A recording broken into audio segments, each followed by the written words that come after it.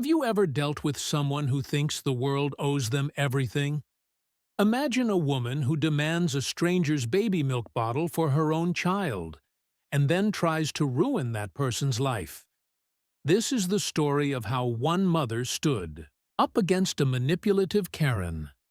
Stay tuned to see how she turned the tables and exposed the truth for the world to see.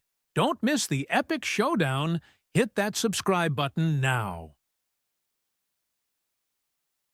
The sun poured gold over the park as a gentle breeze stirred the scent of lilacs through the air. Sarah pushed the stroller onto the cobblestone path and picked a bench under the wide canopy of an old maple tree. Her baby cooed softly, nestled in a blanket patterned with tiny elephants. She pulled out the bottle from the insulated pouch and cradled her daughter against her shoulder. The baby latched instantly. Sarah smiled and let her shoulders relax. Birds chirped from the branches overhead. A jogger panted past her. Somewhere behind her, a kid laughed. The world felt gentle for the first time in days. "Excuse me." The voice cracked through the peace like a whip. Sarah looked up. A woman stood over her dressed in oversized sunglasses, a too-tight cardigan, and perfectly styled blonde curls that didn't move in the wind. Beside her, a sullen boy, maybe 5 years old, crossed his arms and pouted. "That bottle. My son needs it." Sarah blinked. "I'm sorry." "What?" "That bottle. The milk. He hasn't had anything all day. We were at the splash pad, and I forgot to bring his lunch. He's starving. Just give it to me." Sarah held her baby closer. The bottle was still pressed to her daughter's lips. The baby suckled without pause, eyes fluttering. "I'm sorry. She's still eating. I can't give this to you." Kerren's eyes narrowed. "You're being incredibly selfish. Look at him. He's hungry." The boy sniffled on cue. Sarah glanced at him. No sign of tears, no real distress. Just irritation. "I understand. But this is infant formula. It's not suitable for a child his age, and she needs it." "I'm sorry," Kerren scoffed. "He's 5, not 50. He can drink baby milk." Sarah tried to turn away. She focused on the weight of her child, the rhythmic sound of her feeding, the soft exhale of each breath. Kerren stepped forward. "Are you even listening to me? Please, leave us alone." The boy whined louder now, clutching at his mother's sleeve and pointing dramatically. "I want milk, Mommy." Kerren leaned in closer. "This is your fault. If you just shared like a decent person." She reached out, and her hand brushed the neck of the bottle. Sarah flinched back. "Don't touch my baby." A couple on the next bench looked over. One man stood. "Is there a problem?" Kerren wheeled around. "Yes. This woman refuses to share her baby's milk with a hungry child." "What kind of monster hoards food during a formula shortage?" Sarah's heart pounded. "There's no shortage here. I brought what my daughter needs. I'm not hoarding." "You're hoarding," Kerren snapped. "I've seen people like you, buying in bulk, leaving shelves empty for the rest of us. My child is hungry. You can buy regular milk. This is for infants. It's medically formulated." Kerren's voice rose. "He's sensitive to dairy. We were told by a nutritionist that formula is better. It's not your place to judge." Sarah stared. "I'm not judging. I'm just trying to feed my daughter." "You shoved him," Kerren said suddenly, turning back to the small gathering crowd. "She pushed my son and screamed at me. Then she told me I was a bad mother." "I never touched anyone," Sarah said, her voice shaking. "She tried to take my baby's bottle." A phone screen glowed nearby. Someone had started recording. Kerren didn't flinch. She flipped her hair and pulled her own phone out. I'm calling the police. You'll see what happens when you assault a child in front of witnesses. Sarah's stomach dropped. I didn't assault anyone. Kerren had already dialed. Hello. Yes, I'm at the downtown park near the splash pad. A woman just attacked me and my son. She's feeding her baby but refused to share formula during a crisis.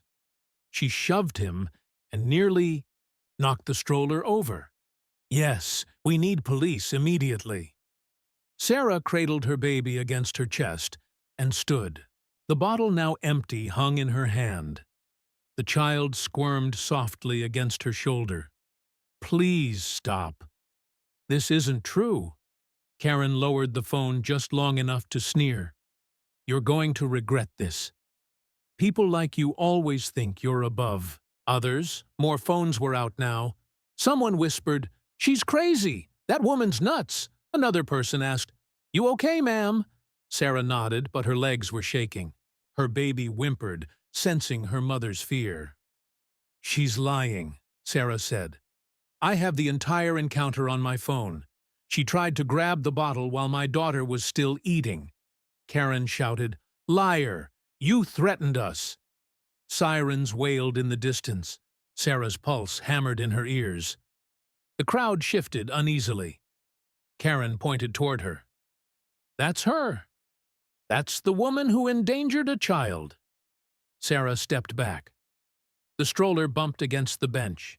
Her fingers tightened around her phone. Her daughter gave a soft cry. I'm not the one endangering children, Sarah said, her voice low, her throat dry. You are. The sirens grew louder. Tires crunched on gravel. 2 squad cars pulled up at the HOA edge of the park. Doors opened. Officers emerged, hands resting near their belts. Kerren's face transformed. She burst into tears. Officers, thank God you're here. That woman, she attacked my son and then tried to run off.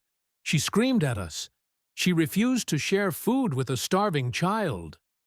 Sarah stood frozen. One of the officers approached slowly, eyes scanning the stroller. Ma'am, can you tell us what happened? Sarah looked at the baby in her arms, then up at the officer, then at the woman who was still crying crocodile tears. Yes, I can. And I have the video to prove it. The baby let out a soft sigh and nuzzled into her neck. The camera phones kept recording. The crowd waited. The moment hung there, heavy as storm clouds, and then the officer said, All right, let's see it. Sarah tapped her screen. Her hand barely trembled. Sarah's fingers hovered over her phone screen as the video loaded. The officer leaned closer, his expression unreadable.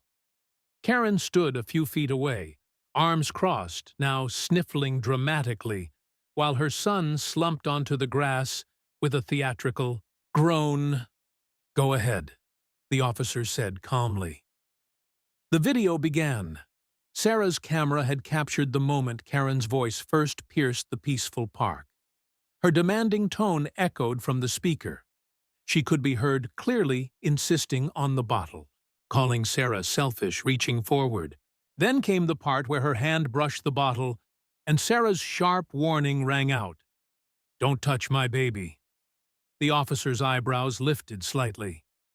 Another voice from a bystander spoke in the background. Is there a problem? And Kerren's angry tirade followed. Her accusation, her lie, her false report. The video ended with Kerren dialing the police and spewing false claims about an assault. Silence fell as Sarah locked her phone and looked up. I never touched her. I never raised my voice until she tried to grab the bottle. The officer looked over at his partner, who gave a small nod. Kerren took a step forward. That video is out of context. It doesn't show what she did before. She was aggressive from the start. Ma'am, the officer interrupted. Did you attempt to take an infant's bottle while the child was feeding? Kerren hesitated. It wasn't like that. He's hungry. She could have shared. Isn't that what good mothers do? You tried to take food from a 6-month-old, the officer said. Kerren's mouth opened, then shut. Another officer joined them, having spoken briefly with the onlookers. He gestured toward a woman nearby who held her phone high. I have the whole thing recorded too, she said. This lady started yelling and tried to snatch the bottle. The baby was still drinking. It was messed up. Kerren's composure cracked for a second. She turned to the growing crowd of spectators. Are you all really going to take her side? You don't even know me. She's a stranger. Maybe she faked it. People do that for attention. You called the cops on a mom with a newborn, someone muttered. Yeah, and lied about her assaulting a kid, said another. Sarah shifted her daughter's weight and looked at the officer again. I just want to feed my baby and go home. That's all I wanted from the start. Kerren's voice rose again, desperate this time. I'm a mother too. Do you know how hard it is? He was hungry. I forgot the snacks. I'm not a bad person. You made a false report, ma'am, the officer said. That's a crime. And there are multiple witnesses stating you attempted to take something directly from an infant. That could be considered endangerment. Kerren blanched. Her mouth opened, but nothing came out. The boy tugged at her sleeve. Mommy, I'm thirsty. Kerren knelt beside him, whispering furiously. He looked around, clearly uncomfortable now. I didn't know it was that serious, Kerren mumbled. It was just a bottle. I didn't mean harm. You need to come with us, the officer said. We'll sort it out at the station.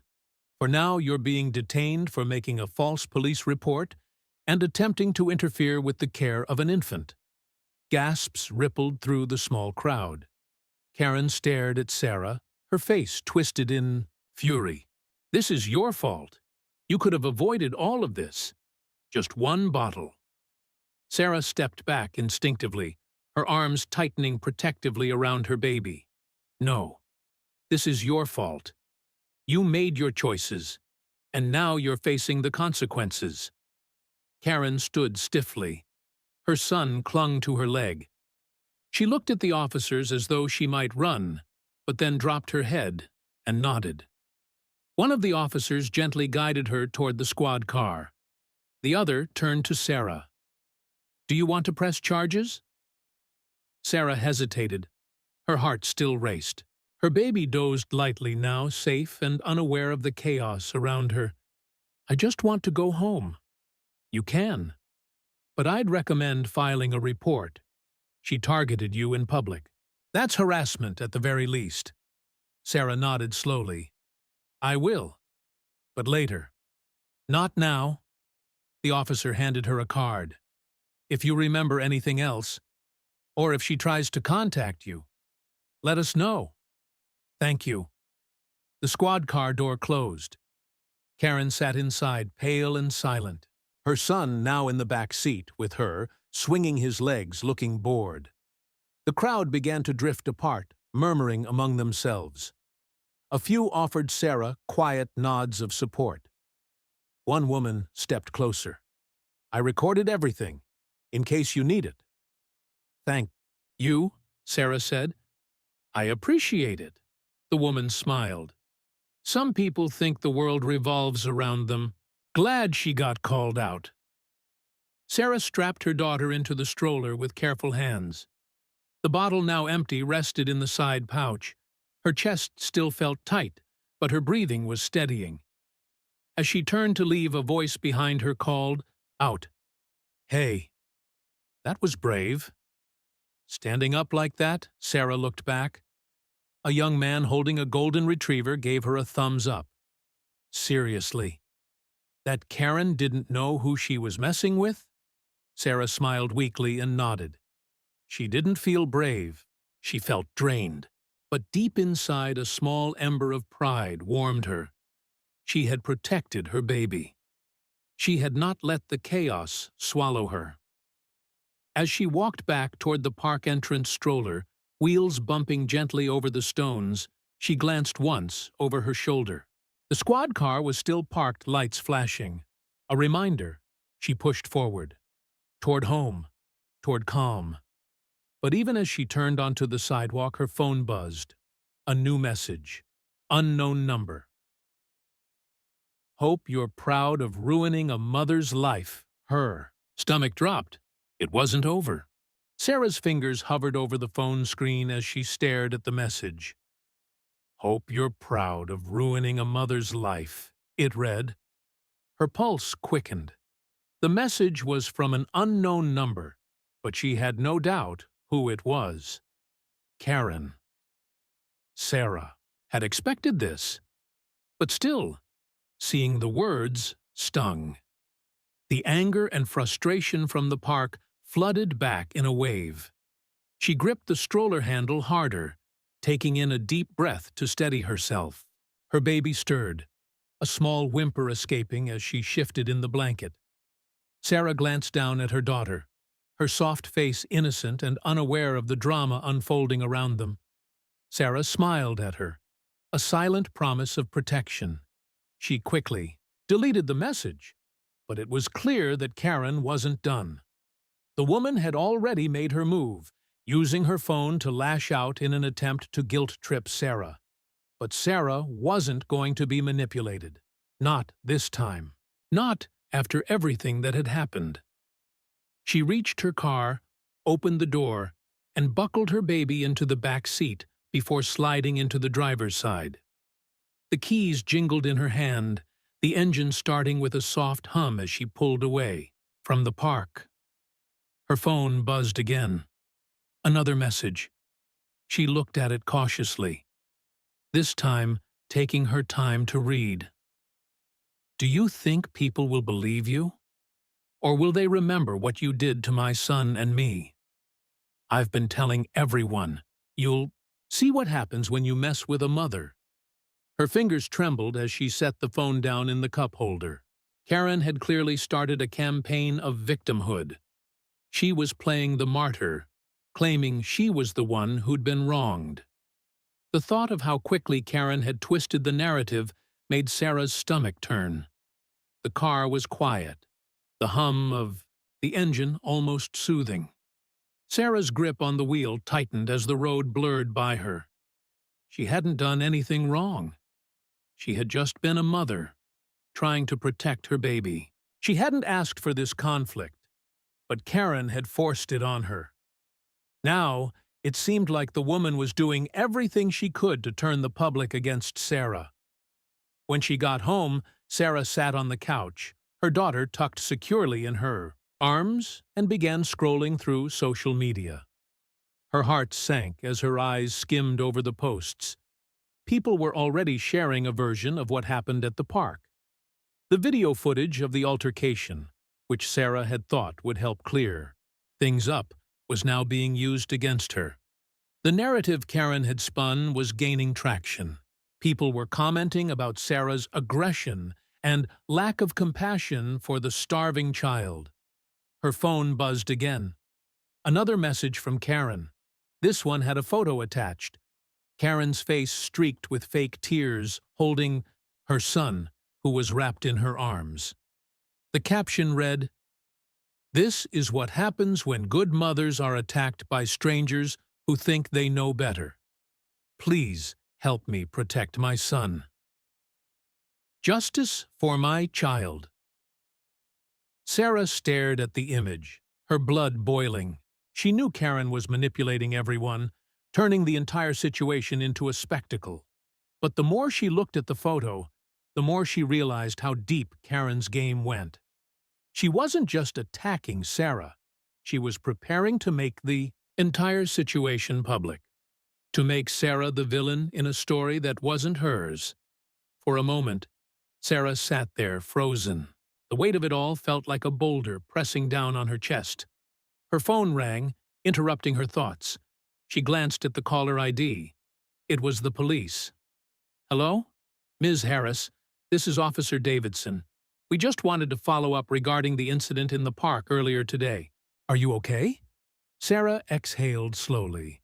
She appreciated the call, but it felt like it was just a formality. The damage had already been done. "I'm fine, thank you," she replied.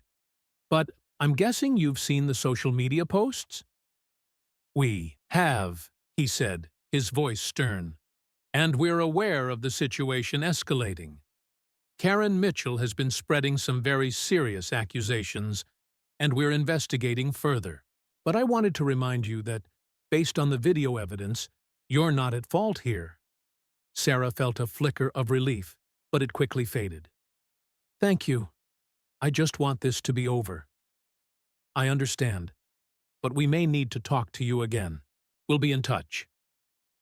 The call ended, and Sarah sat in silence for a long moment. The sense of injustice was overwhelming. Kerren was turning this into a public spectacle, using her victimhood to manipulate others. It was working. People were falling for it. The narrative was shifting in Kerren's favor, despite the video evidence. It didn't seem to matter. Kerren had the sympathy of the crowd, and Sarah had nothing but the truth. And truth didn't always win in a world that loved drama.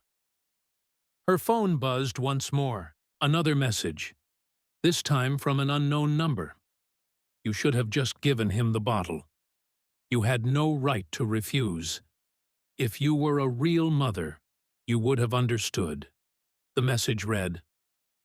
Sarah's jaw clenched. She knew it was Kerren again, using yet another tactic to make her feel guilty. To manipulate her into thinking she was the one in the wrong. She could feel the pressure mounting. The stress of the day was starting to suffocate her. She just wanted to be left alone with her baby. But Kerren wasn't done yet. She wasn't going to let it go. But Sarah wasn't going to back down. She wasn't going to let Kerren twist the truth and destroy her. It wasn't just about a bottle of milk anymore. It was about something bigger, about standing up for herself and protecting her family from a woman who had crossed a line. She set her phone down and took a deep breath. The silence of the room pressed in around her, but she felt something change within her. A resolve. The battle was just beginning, and Sarah wasn't going to let Kerren win. Not this time. She glanced down at her daughter, still peacefully asleep. In her arms, it was time to make sure that no one ever tried to hurt her again. The following morning, the tension was thick in Sarah's apartment, the air heavy with the uncertainty of what Kerren would do next. Sarah had not slept much, her mind racing with every possible scenario Kerren might try to twist. But no matter how much she thought about it, the only thing that stayed clear in her mind was that she had to protect her daughter from whatever Kerren had planned. Sarah couldn't let herself be a victim. Not again. Not like this. Her phone buzzed again, and this time she didn't hesitate to check it. It was a public post from Kerren, and the image was the same one she had sent Sarah the night before, only now it had more followers. It had been shared dozens of times with a new caption. "This is the face of a mother, fighting for justice against a cruel stranger who assaulted her child at the park." The post hit hard, like a slap across the face. Sarah could feel the weight of the lie pressing down on her. It was all lies. Kerren was framing her, and it was working. People were commenting, some offering sympathy, others demanding action. But Sarah couldn't let it get to her. She had to stay strong for her daughter. She took a deep breath and opened the door, stepping out into the bright morning sun. The streets were quieter than usual. A few joggers passing by with their dogs, and people walking to work. The noise of the city outside seemed to sharpen her focus as she walked toward her car. She could almost feel Kerren's eyes on her every step she took then. Her phone buzzed again. It was a direct message from a name she didn't recognize. "I saw what happened in the park yesterday, and I think you should know Kerren isn't just targeting you. She's been doing this for a while. She has a history of making false claims, and getting away with it. But I'm ready to help you." Sarah's heart skipped a beat. Who was this, who had been watching Kerren for so long? "Who are you?" Sarah typed quickly, as she continued walking. The response came almost immediately. "My name is Lisa, and I've been following Kerren for a while now. I used to live near her, and I saw firsthand how she manipulates people and gets away with things because people are too scared to speak up. I've got evidence, and I'm willing to share it with you if you want to expose her." Sarah stopped in her tracks, the weight of the message sinking in. This could be the break she needed. If what Lisa was saying was true, Kerren had been doing this for years. It wasn't just a one-time incident. It was a pattern. Sarah knew she had to act quickly before Kerren could do more damage. "Send me everything you have," Sarah typed without hesitation as she climbed into her car. She felt the urgency of the situation pressing down on her more than ever. Lisa had promised to send the evidence, and Sarah had already begun thinking about her next move. She couldn't just wait around for the police to handle it. She needed to take action. Now she drove straight to her best friend's house. Angela's house was a short drive from her own, but today the journey felt longer as the weight of everything pressed on her shoulders when she arrived. Angela was already waiting on the porch, her face a mixture of concern and curiosity. "I got your message. What's going on?" Angela asked as Sarah stepped out of the car. "It's Kerren," Sarah said, her voice tight.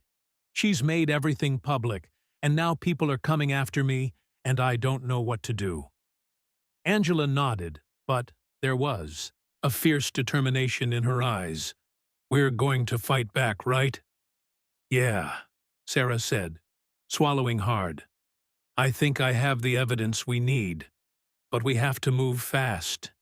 We need to expose her before she can do any more damage." Angela put her hand on Sarah's arm. "You've got this. We've got this." The next few hours passed in a blur. Lisa's evidence had arrived in Sarah's inbox, and it was more than she had hoped for. Screenshots of text messages between Kerren and various people detailing false claims Kerren had made in the past, and a list of incidents where she had manipulated others into taking her side with threats and lies. Sarah felt her confidence growing with every document she opened, but she knew it wasn't enough just to have the evidence. It had to be seen by as many people as possible. Angela had already started brainstorming ideas, and within an hour they had a plan ready. They were going to post everything on social media, but they wouldn't do it quietly. No. Sarah wasn't going to hide in the shadows. She was going to make sure Kerren saw her standing strong in front of the world. The post went live that evening, a full breakdown of everything Kerren had done, the proof of her lies, the screenshots, the timeline of events. Sarah shared everything, every detail of Kerren's manipulations and lies, with a simple message at the end. "This is the truth, and I will not let anyone silence me."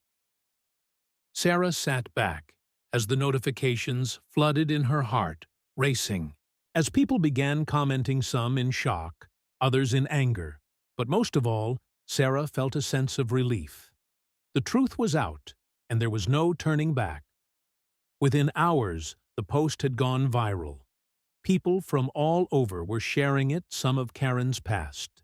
Victims were stepping forward, telling their own stories, confirming what Sarah had exposed. Kerren's social media was flooded with messages calling her out and demanding answers. Then the final blow came. Kerren's employer reached out to Sarah, confirming that they had seen the post and had already begun an internal investigation into her actions. It was only a matter of time before Kerren's lies came crumbling down. By the end of the night, Kerren had deleted her social media accounts, her reputation in tatters, and the truth was out there for everyone to see. Sarah's phone buzzed one last time. It was a message from Lisa. "You did it," it said. "You took her down." Sarah smiled for the first time in days, looking at her daughter who was peacefully sleeping in her arms. She had fought back and won, and as she sat there in the quiet of her home, she knew one thing for sure. She would never let anyone take advantage of her or her family again, not while she still had breath in her lungs and the truth on her side.